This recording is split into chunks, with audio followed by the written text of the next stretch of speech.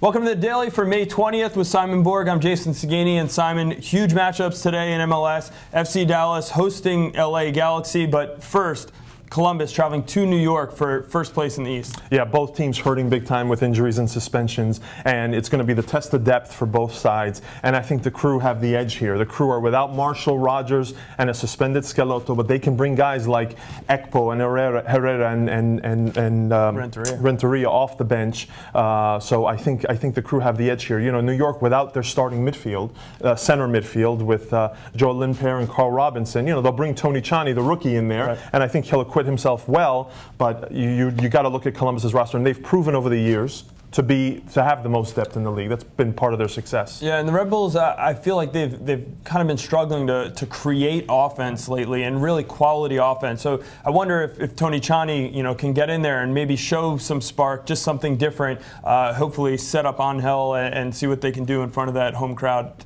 Chani has been wanting to do a little too much in the games we've seen him, so hopefully he doesn't really take it all on himself.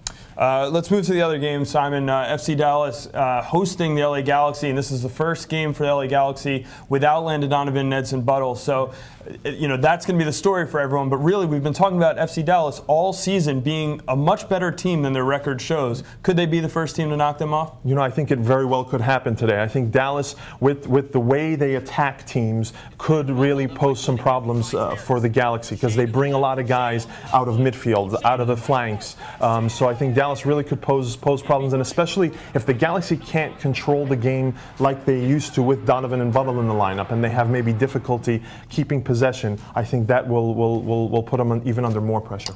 Yeah, let's talk now a little bit about the result. Toronto getting a draw in Vancouver last night. A good result for them. A win would have locked it up for them, but now they forced Vancouver to win 2 road games at Montreal and at Toronto if they were to advance. Otherwise, Toronto will be in Champions League. Yeah, it's only a good result in as much as Toronto now they can do the business at home against Vancouver with everything on the line. So you got to look favorably on Toronto there. Good news in Philadelphia. They sold out their season tickets, so props to the Philadelphia fans. Bad news in Philadelphia. Robert Pires says, I don't think so. I don't want to go to Philadelphia. And qu'est-ce que fait Robert? He could have done it in a very different way. He didn't have to.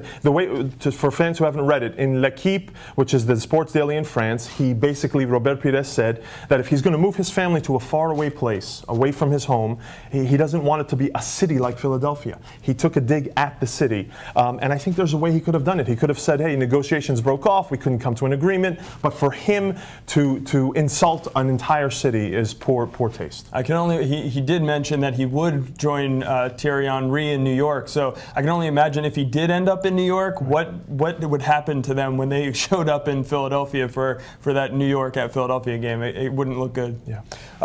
One last reminder, we have a World Cup channel on the video player. You can see it to my right.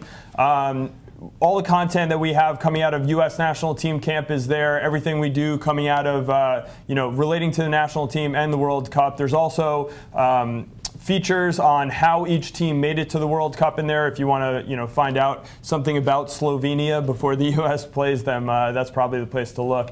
As always, email us at thedaily@mlssoccer.com. That's all we have for today. We'll be back tomorrow.